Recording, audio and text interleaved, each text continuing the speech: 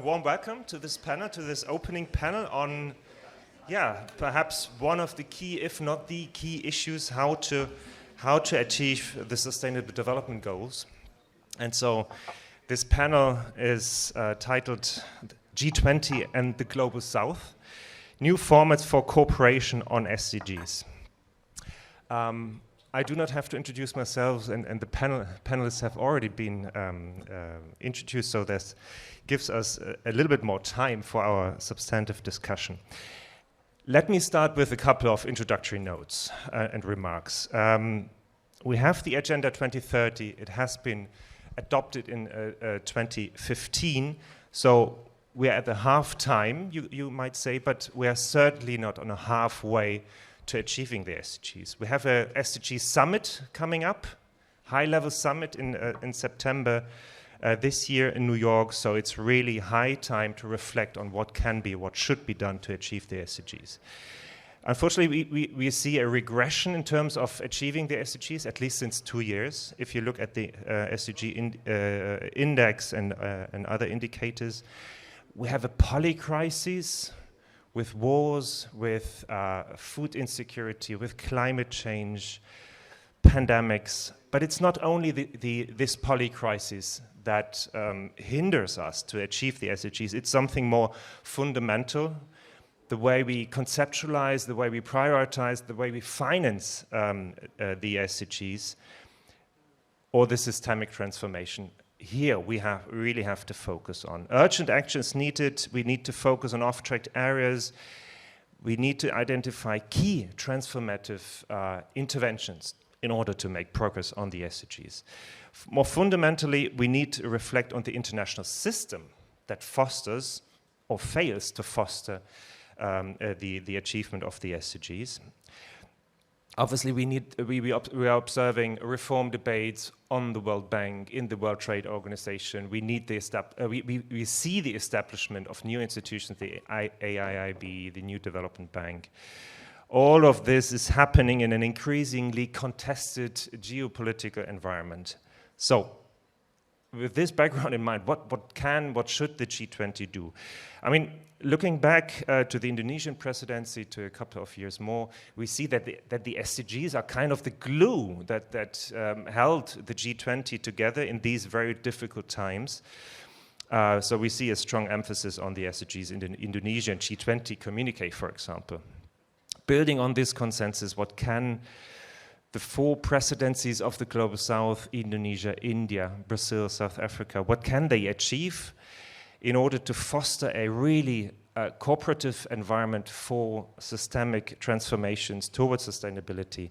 And I'm very pleased that we have an excellent panel today to reflect on these questions, to reflect on the challenges of emerging markets, to reflect on the data requirements. What do we need to measure and to prioritize SDG achievement? What are the financial needs that we need to keep in mind? So as we already heard, or as the panelists have already been introduced, I do not have to do that. So let me immediately hand over to Elizabeth to kickstart the first round of interventions on the panel. We will have a second round, and then hopefully we will also have the chance to involve you, dear audience, into our conversation. Elizabeth, please. Great, thank you, Axel. And it's very apposite that we have this ticking clock there in front of us, both to keep us to time, but also to remind us that time is running out.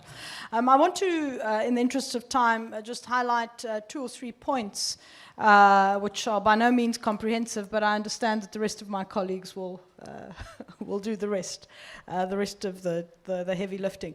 I think just as a point of departure, I think it is important that in the current geopolitical context, in the current developmental crisis that we're in, we need to shift our mindsets about what we understand as appropriate rules and regulations for all manner of things, from intellectual property rights to debt, to how you finance things. It does require a global paradigm shift.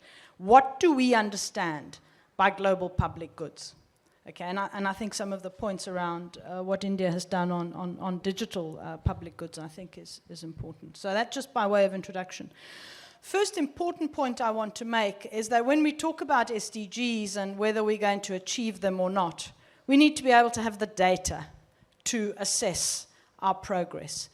And one of the biggest challenges that many developing countries, but I'm going to focus here specifically on the continent on Africa have, yes, is that lack of data sets across all indicators of the SDGs. And so in the latest report by the UN Economic Commission for Africa, it highlights that there are 120 indicators for which there is insufficient data in Africa to be able to assess whether there is progress or not. And the most significant gaps are SDGs 5, which is women, gender, 11, which I think is cities, 12, 14, 16, 17. And 16 being governance and being a critical dimension for Africa, I think is significant. So that's the first point. We really, if we're going to accelerate the SDGs, we need to be able to see that we're accelerating the SDGs. So we need to do something about data. The second point I want to make, and this is in no particular order, is really around debt. And this is specifically looking at what the G20 can do in this regard.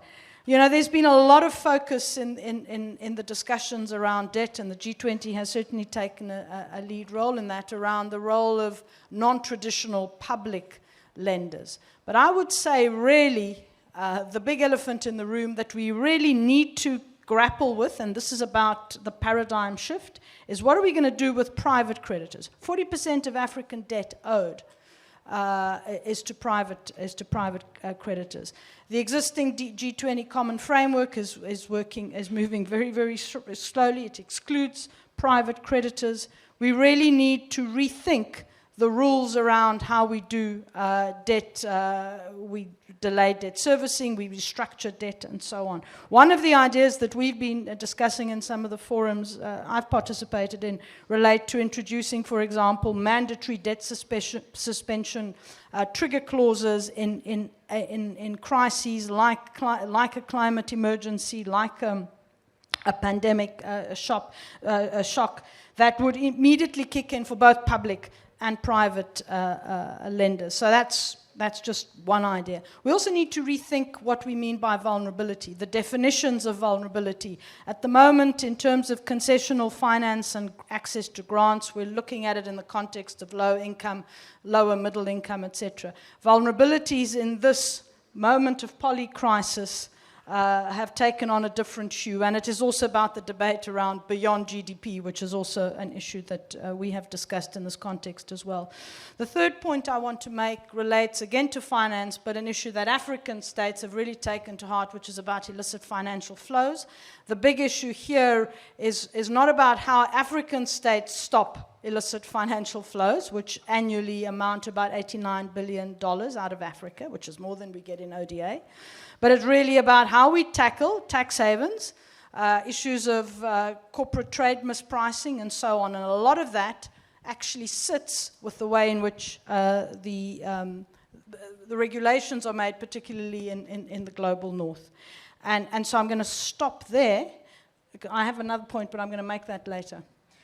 Thank you very much, Elizabeth. 4 really important points that we may want to consider in our follow-up discussion. And I like in particular your emphasis on the private creditors, because that's also something we very much highlighted in our Think 7 process, because it's the responsibility of the G7 to get to get answers on that challenge. So thanks very much for these 4 points.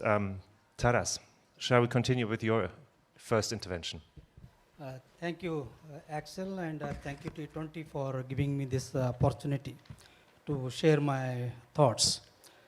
I will try to avoid overlapping with what Elizabeth has just shared with all of us. It is, well acknowledged and recognized that we are lagging behind in SDGs. Although there was some progress till the COVID year, but post-COVID, we are backsliding on many SDGs. which is a matter of concern. And now that we have already passed about 8 years, 2015, and we are just 7 years left, there have been doubts raised whether we'll be able to achieve the agenda by 2030. But I think that's not the way we should be looking at approaching the SDGs. It is essential that we need to raise resources, we need to put in efforts, collective efforts, collaborations, to see that we are able to accelerate the pace of achieving SDGs.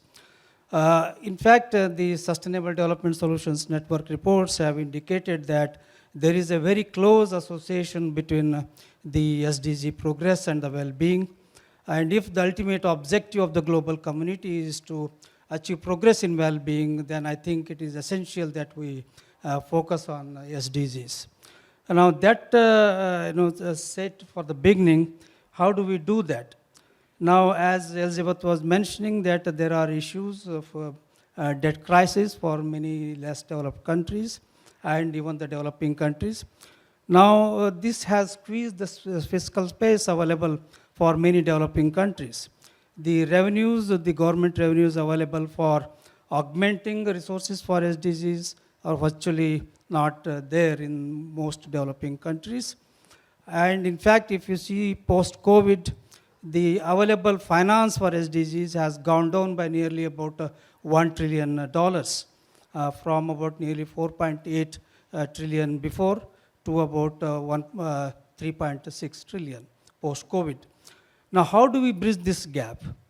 Now, again, Elizabeth was mentioning about multilateral development banks, development assistance committee members, increasing the assistance to the developing countries.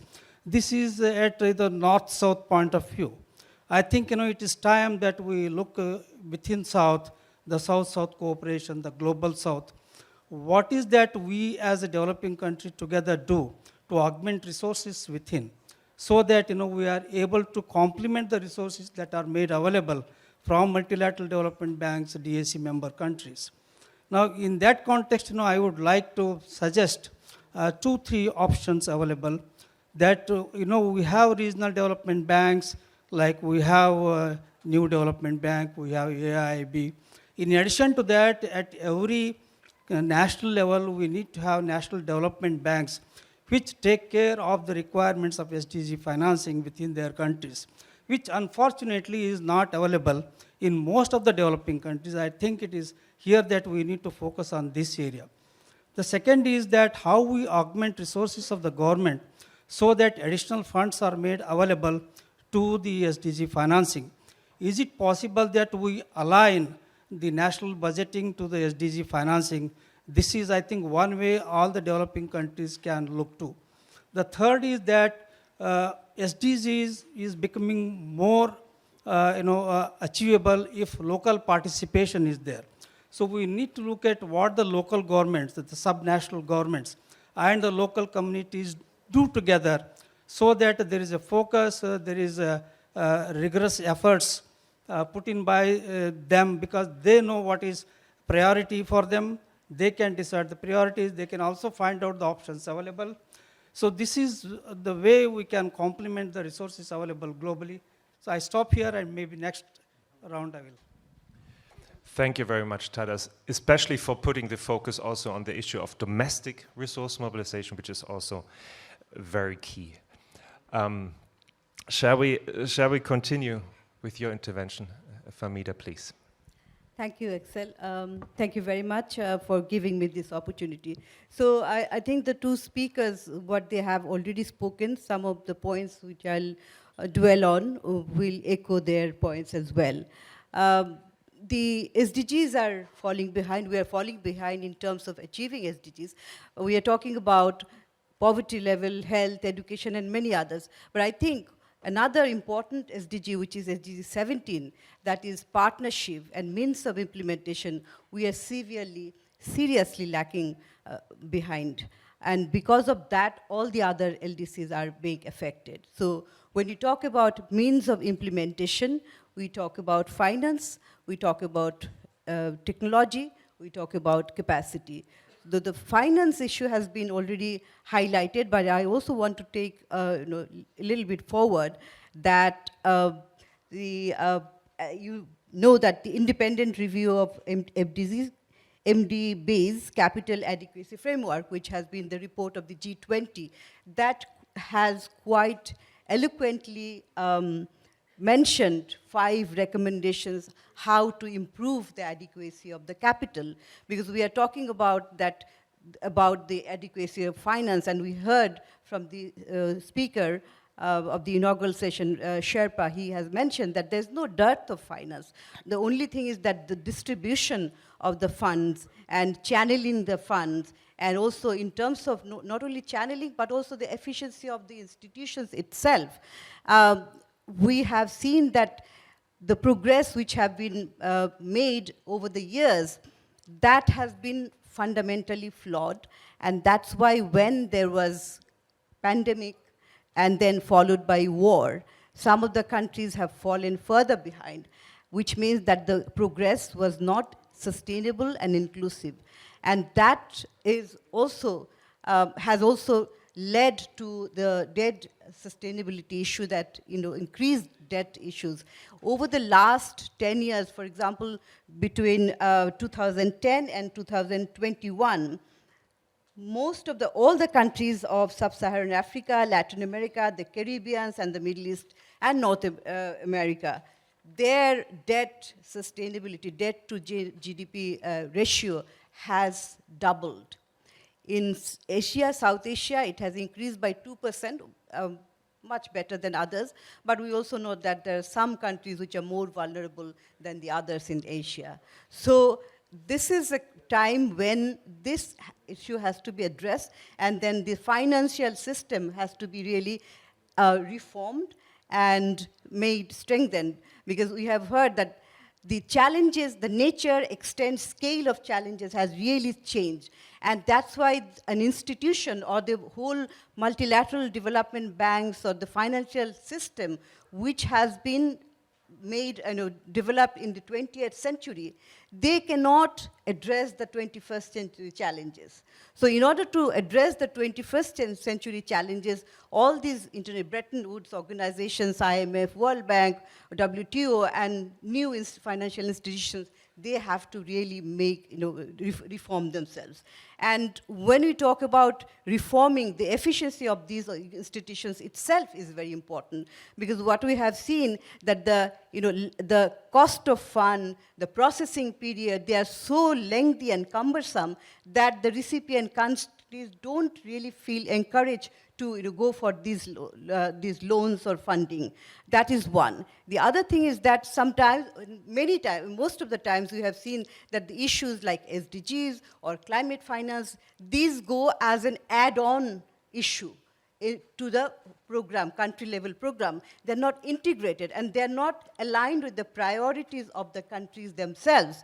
One reason is that, of course, that many countries do not have the internal capacity, and that's why whatever comes from the head offices at the national level, the country level, those are followed. And these are just add-on, and then once the project is completed, and that's it, the end of the thing. So it doesn't have any impact, long-lasting impact. So that, the way of working, the modality, that has to be really changed. And also the other thing, the coordination among and between the organizations themselves.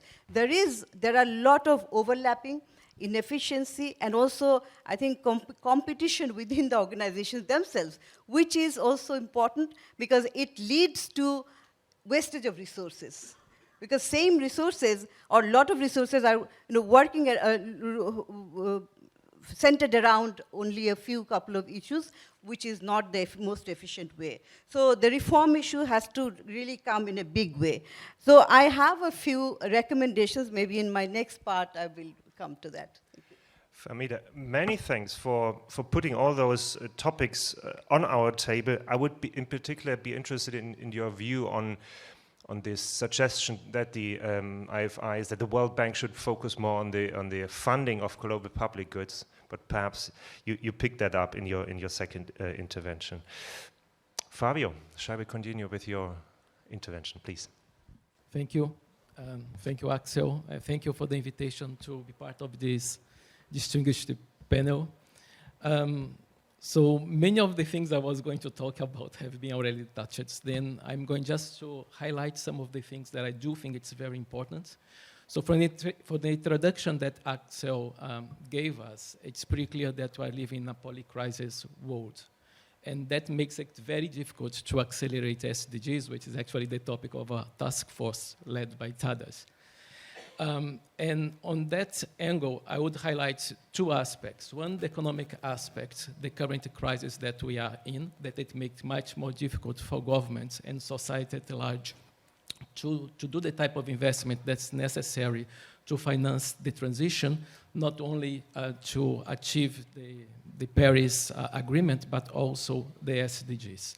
And the other aspect that perhaps it's even more difficult is the high level of polarization within societies and across the world in a geopolitical setting. And why that's very challenging? That's very challenging because it's not only the lack of investment, but also the lack of consensus, both in national and international arena, to agree on what should be the priorities to achieve both goals, the climate goals and also the SDG goals, and how they could feed into each other. That's particularly important because some of the reforms that we are putting forward and within T20 we are recommending to the governments, they have costs, and these costs can fragment society even more. So yesterday, during Dr. Park's presentation in the ADBI parallel side event, we saw this, the need that we have to make it more expensive or to give less incentive to high carbon activities, and at the same time incentivize low carbon activities. And that thing, when we implement in terms of policies, has costs that are heterogeneous within society. So how you build consensus, how you raise revenues to finance mitigation measures so that we don't have escalation in terms of people getting poorer or blocking the reforms that are necessary. So I do think that these are things that are very important. The other aspect is actually something that Elizabeth has raised, is the lack of data. So even in Latin America, for example, there's a recent report from ECLAC that shows that we only have data for 66% of the SDG indicators that we could monitor. That's up from 20%, so we have made some progress, but most of the missing indicators are related to environment and to governance. So basically, the two challenging issues that we have. So we are not able even to have this dashboard to measure our progress. So I do think that we should have more cooperation. So going back to the SDG 11, 17, that has been mentioned, not only in terms of resources, but also in terms of how we can get this data, how we can use technology to produce this data, and how we can track the progress. And I think that the T20 is a good environment to discuss this, how we produce the missing data and how we use this data in a way that we could inform policy and also the progress towards the SDGs. Thank you. Fabio, many thanks for highlighting again the importance of data. Okay, in the first round, we talked about data, we talked about finance, international finance, domestic resource mobilization. I think there are a couple of issues left we need to discuss. But looking at the watch, I would, in the second round, I would really ask you to focus your intervention so that we have a little bit of time for the audience left to intervene as well. Elizabeth, what we haven't discussed is the issue of peace and security. I mean, there are wars, many wars currently going on. We have political polarization in many societies. What about this with regard to the SDGs? Yes, in fact, in response to your specific question, I just want to highlight the point that Ambassador Chinoy made yesterday, where he emphasized, and that's why you also head up the Institute for Defense Studies and Analyses, the importance of peace and security. And I think if we look at the continent, at the African continent, over the last few years, there has been some significant regression in terms of conflict. If you just think across the Sahel, what is happening in the Sahel at the moment, I mean, how do you get data, and how do you actually execute policies? If policies exist, how do you execute them? And here I think there are two components. The one component is what do we do internally, domestically, in our countries to ensure that there's greater accountability, transparency, good governance. Because a lot of these conflicts, to some extent, are fueled by local grievance. If you look at what's happening in northern Mozambique, it's seen as a jihadist insurgency, but it's built on local grievance. So that's clearly one dimension, and that's something that African states have to deal with. The second dimension, of course, is that it has been stirred and exacerbated by the way in which certain external actors operate. And I think that's an important point also for many G20 countries to reflect on, because some of them are actors in those localities and they take different sides. And that certainly doesn't help the situation. And so for me, if we're talking about accelerating SDGs, we talk about all of these things, and I've highlighted some very critical issues at the beginning, but if we actually don't get our peace and security and governance right, it's not gonna help. That's the basis of achieving the SDGs. I totally agree. Tadas, what about the way we consume, the way we produce? How does this affect the SDGs? I believe that that's something that is very much high on the agenda of the G20 President of India. So may I invite you to briefly elaborate on that? Thank you, Alex, for raising a very important aspect. In fact, in all the SDGs, SDG 1 to 6 are, of course, very important or basic to improving the poverty levels, reducing the poverty levels, improving health, education, and all. But of all, I think the very closely associated with all of these SDGs is SDG 12, which talks about sustainable consumption and sustainable production. If you look at the Indian G20 presidency, the focus has been on lifestyle for environment, which we call as LIFE. Now, while the focus has been on the consumption patterns, sustainable consumption patterns, now whether can we think of sustainable production processes which complement sustainable consumption patterns. I think we need to have a balance between sustainable consumption as also sustainable production processes. It's not enough to focus on only the lifestyles. It is also necessary that we focus on production processes, sectors which complement the lifestyles that are sustainable ecologically and environmentally, and which will also contribute to the SDG 13, which is about the climate.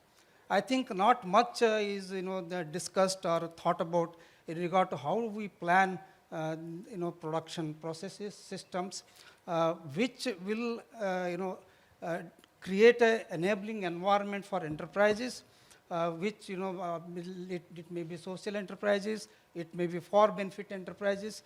If they want to enter into these sectors, which are eco-friendly and environment-friendly, and also inclusive, socially inclusive, and create employment opportunities, it is time that we create incentives, we create policy framework and ecosystem, which is favoring this kind of sustainable consumption and production styles.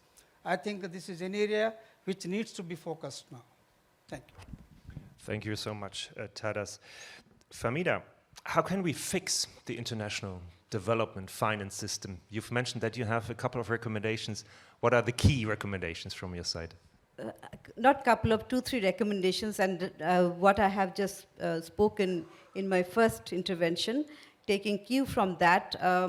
One is that there needs to be a substantive increase in concessional finance for development and global public good. This is first, number one. The second one is about partnership.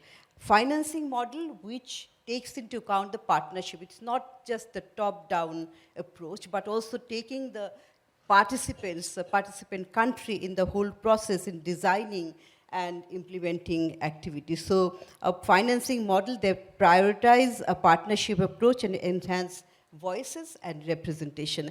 And my third recommendation is an enhanced global safety net to secure debt sustainability and crisis response. As I have mentioned regarding the debt GDP ratio, which has increased, so an increased fund for taking care of debt sustainability, and which is possible given the amount of resources which are available. These are specific to the funding issue, but this other issue which I did not have time to dwell on, is I'll just touch upon, that is about the technology. So when you talk about technology transfer, it's not only about the instrument or the equipment.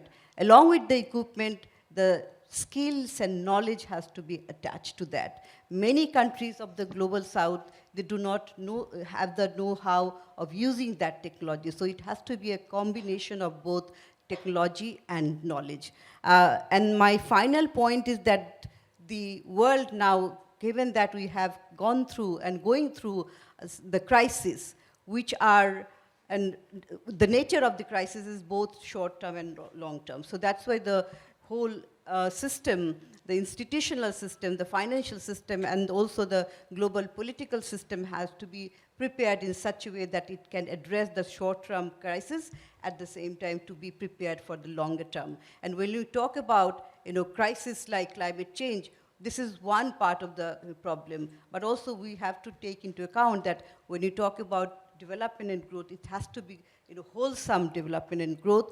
We take into the climate crisis as an ongoing, and it's going to, I don't know when we can overcome that challenge. It is an ongoing challenge. We have to take care of that. But while doing that, we should not also forget about the issue of poverty reduction, inequality reduction, and also other social issues like health, education, and gender empowerment. Thank you.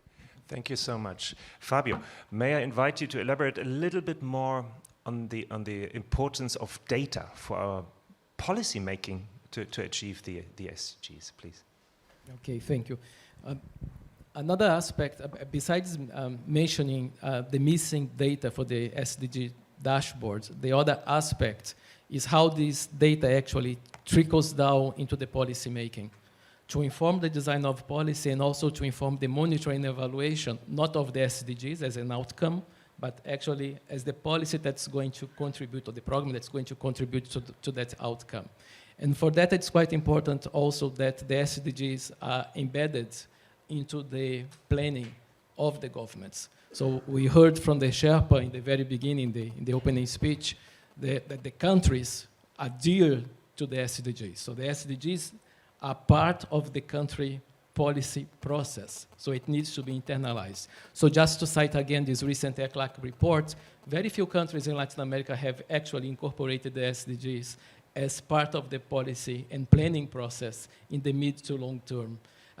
The ones that have done that with the Caribbean ones, that it's not a coincidence, are those that are mostly threatened by climate change and other multiple crises that we have seen recently, including the issue of food security. So it's quite important. And as T20 for us, data is essential. Our policy recommendation needs to be evidence-based. So we do need to foster governments and the society to produce good data, and we should support them with good analysis and recommendations that come out of this analysis. Thank you.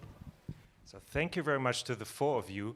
I've been informed by the organizers that we really should close our panel now. Perhaps that was the intention of putting a German here on the moderator seat, right?